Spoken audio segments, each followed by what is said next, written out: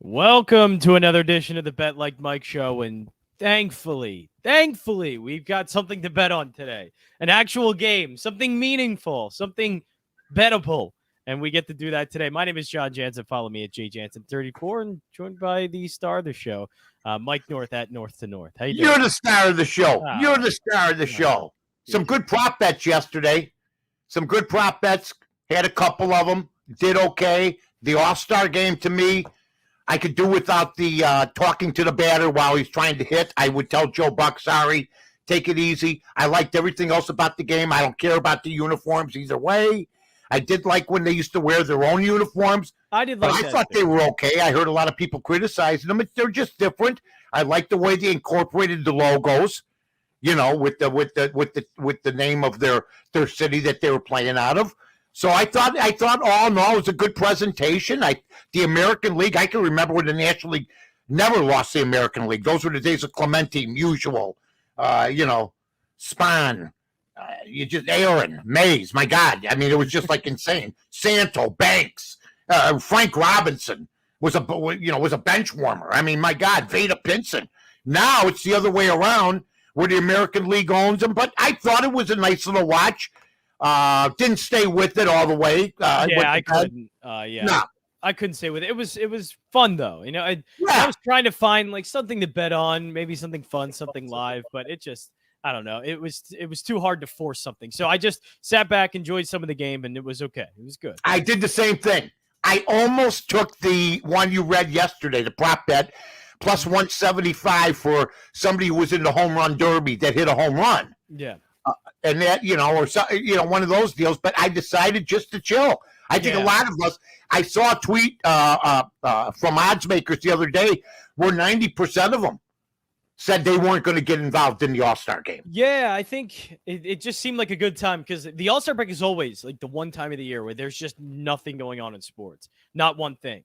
And so I think for betting, it's kind of the same thing. Just take a step back, have some fun with it. Don't bet, just get back started for today for the NBA Finals for Game 4. Yeah, we got that. It seemed like just a good stay back and have fun kind of day. Yeah, just chill out. Now, Rob Manfred's got a chance to save his legacy here because from what I'm hearing today, some things I've called for, banning the shift is going to be automatic. It's going to be so much better for Major League Baseball. You will actually have two guys on each side of the field like it was designed, not how you try to get around or skirt this. Now, there was never a rule against the shift. They did it against Ted Williams. Lou Boudreau instituted it when he was a 24-year-old manager of the Cleveland Indians against Ted Williams to begin with. So there's been shifts in the past. But the fact you're shifting against 240 hitters, 250 hitters, it just got a little bit too much. There's nothing wrong, I think, with going back to the rule the way it was. I think it will make offensive baseball better, which no doubt needs some help. The 7-inning doubleheaders are gone, John. I know you're thrilled about that. Yeah, it needs to go. This should have gone this year. Yeah, should have gone this year. It should have. There was no reason. And removing the runner from second. These are all good things that are going to only help Major League Baseball. The shift, I don't know. Some people may like the shift. Some people may not. But I grew up without the shift. They only use it against a couple players a year because of technology now. It's gotten so much more advanced where a 220 hitter can hit the ball in the hole and they're waiting for him. Yeah, I'm not here to feel. Yeah, I'm a little indifferent about it. Like, it just depends on how the rules are, I guess, written. Because if it's just, hey, you have to stay in this place all the time. No, but if they say, hey, you can only have, two infielders on each side, then okay, then they can move around accordingly to whatever side of the field they're on. So I think it's going to have to be something. It reminds me of like field goal kicks and how the field goal defense in the NFL. Like, you can only have a certain amount of guys on one side and a certain amount of guys on the other. Right. So I think if that's what they do, fine, let them move around, but just keep them, you have to stay on one side of the field or have a certain amount of players.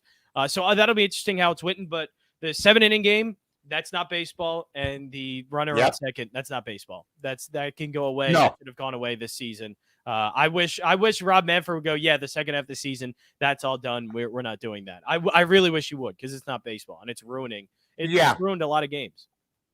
Oh, it's absolutely ruined a lot of games. And I just think that it's hurt some teams down the line. I mean, you put a man on second It's even base in the hurt bettors 10th inning. too, because the runner on second, when it gets the extra innings, the over just gets blown up.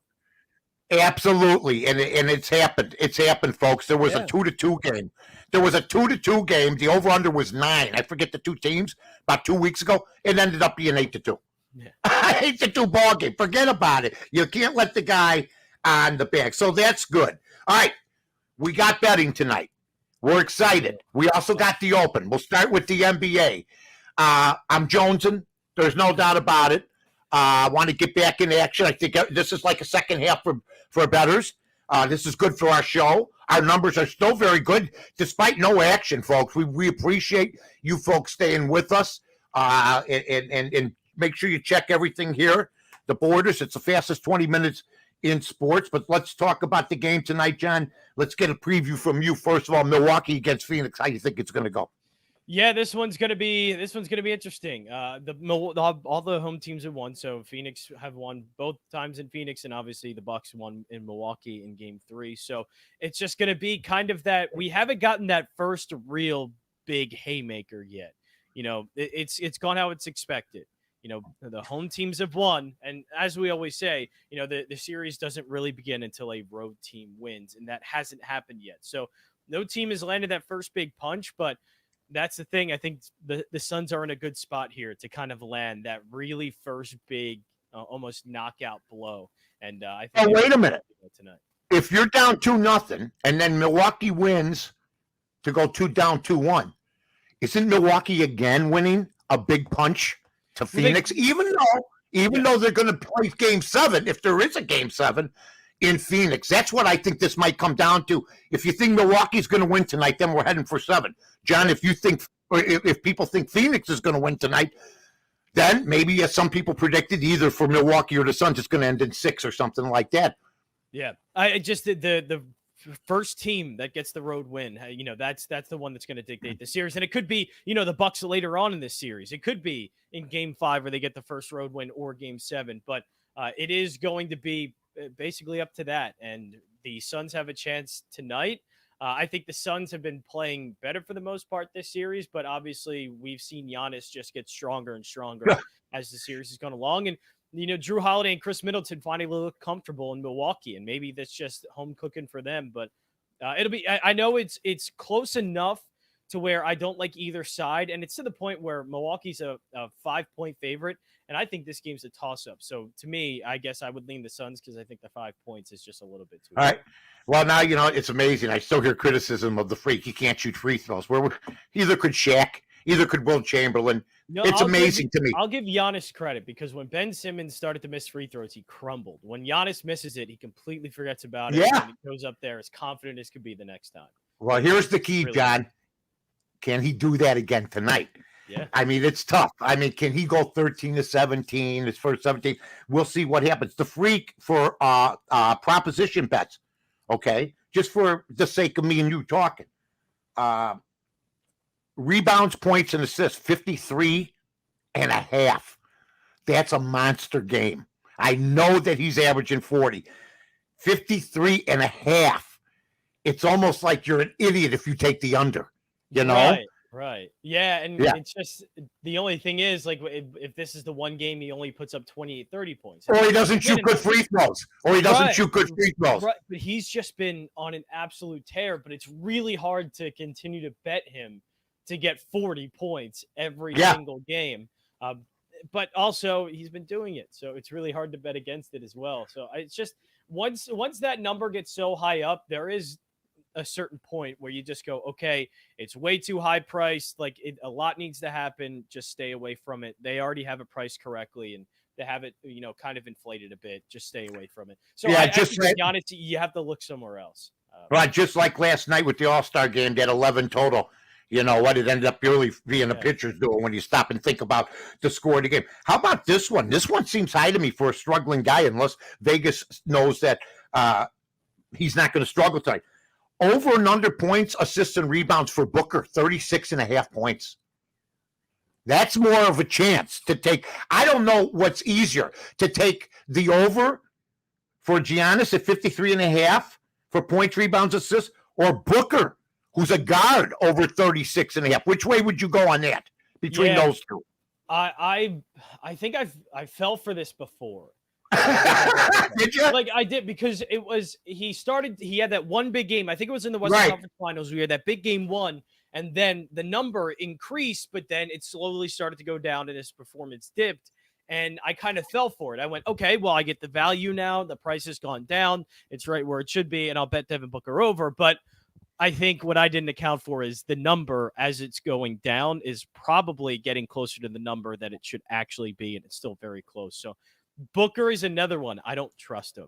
And the number has been pretty spot on for the most part. And they can overinflate that number because everybody can buy into the fact that, yeah, there's going to be some games where Devin Booker's putting up over 30 points. But it hasn't been happening often enough to bet on that. So the Booker PRA prop, to me, is kind of off the board as well, just because it comes down to whether or not he gets, close to 30 points. And that hasn't been consistent throughout the playoffs, throughout the Western Conference Finals and NBA Finals. That just hasn't been consistent enough for me to bet it. And people got screwed by the over the other day, the over under 220.5. I think it ended up at 220, or I think it was at 221 or something tonight. Tonight it's either pushed or you didn't get or you got beat by the hook, basically. Or you didn't win. Yeah. Yeah. I think I'll tell you, assist and rebounds for Ayton, 13.5. That seems low. Assist and rebounds and this kid's been on a mission, but they're going to adjust to him too. He's sort of like the poor man's Giannis. He's been putting up pretty good numbers for his ilk.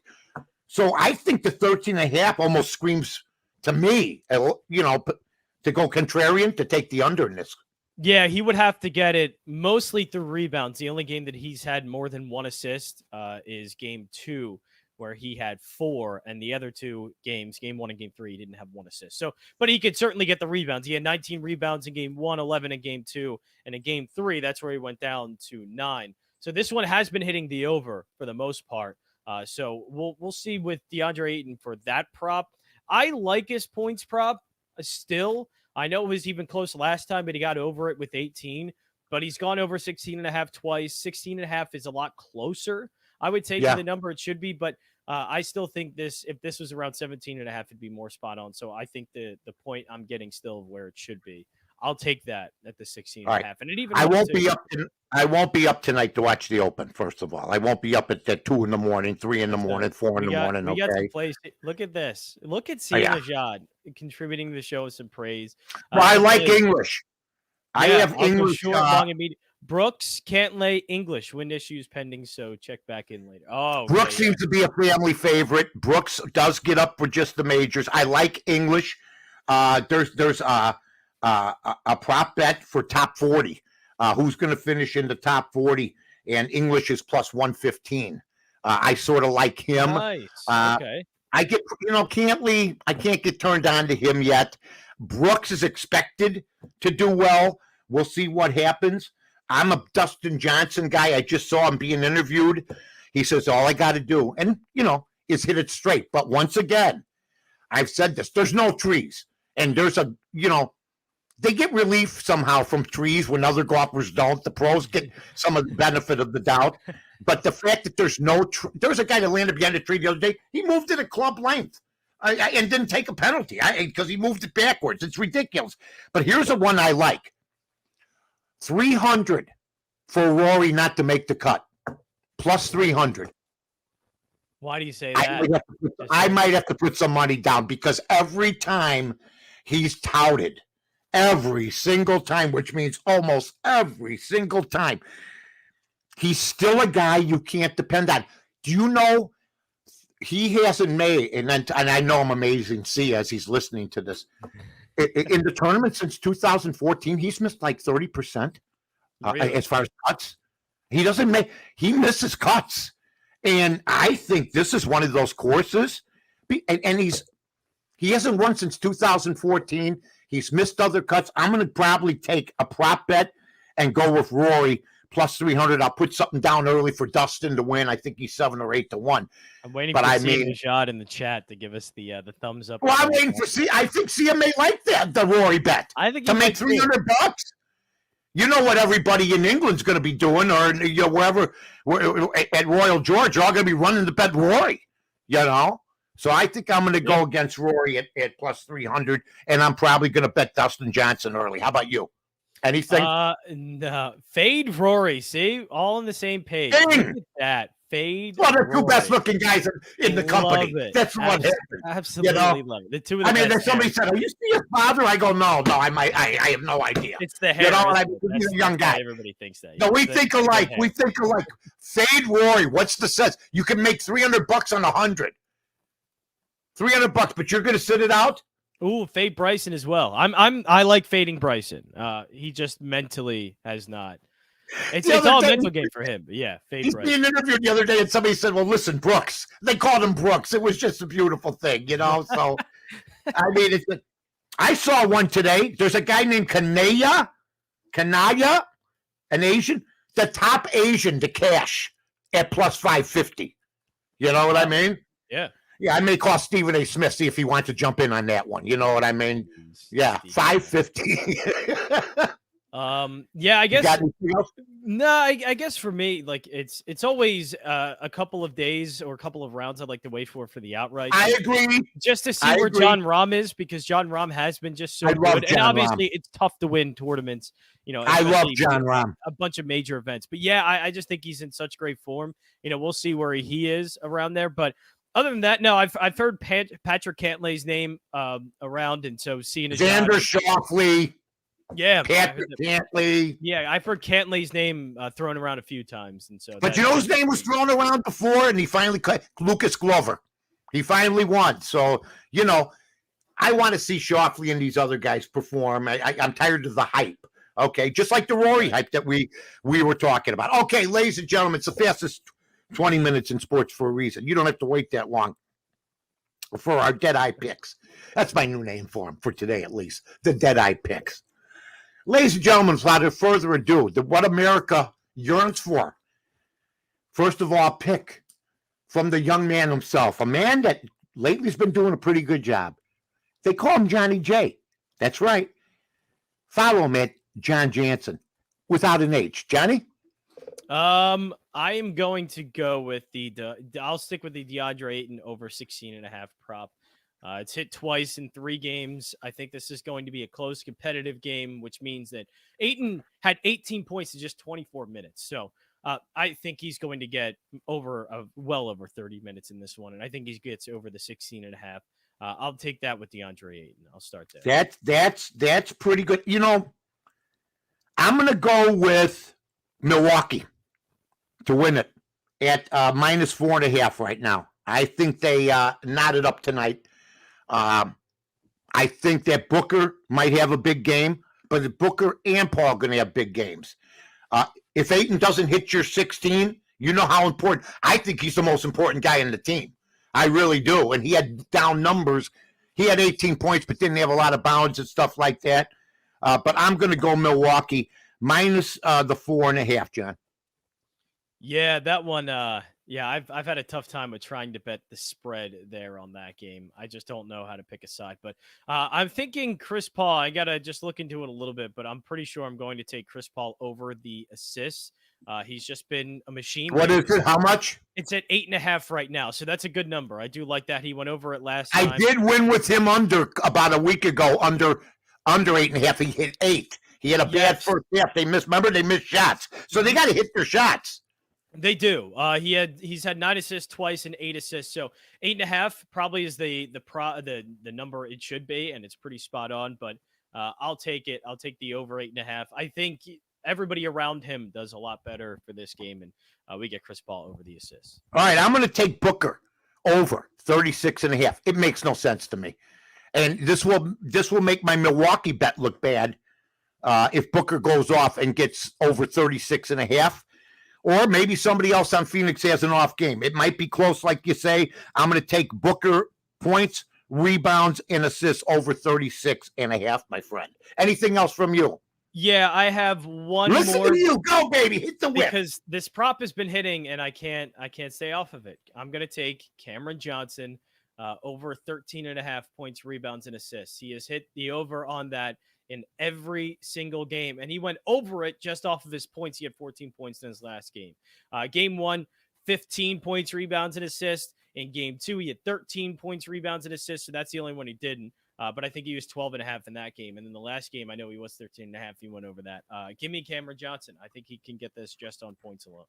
All right, and give me the over 220.5 tonight in this game. So I got Milwaukee, I got the over, and I got Booker over the 36.5 points, rebounds, and assists. Johnny, you got over 8.5 for Chris Paul. Yep. And assists, you got over 16.5 with Ayton. Yep. And what was the other one? You have Cameron Johnson, your guy who's been reliable. Yeah, over 13.5 PRA. I'll take that. You got anything you need, folks? You got your whole life plan today. Basically, you just get ready to listen. Hey, it's either going to be a good life tomorrow morning or we'll be accountable. It's hard because we are trying to pick apart one game here, so we'll see. We love everybody. Thanks for everybody listening. See you tomorrow.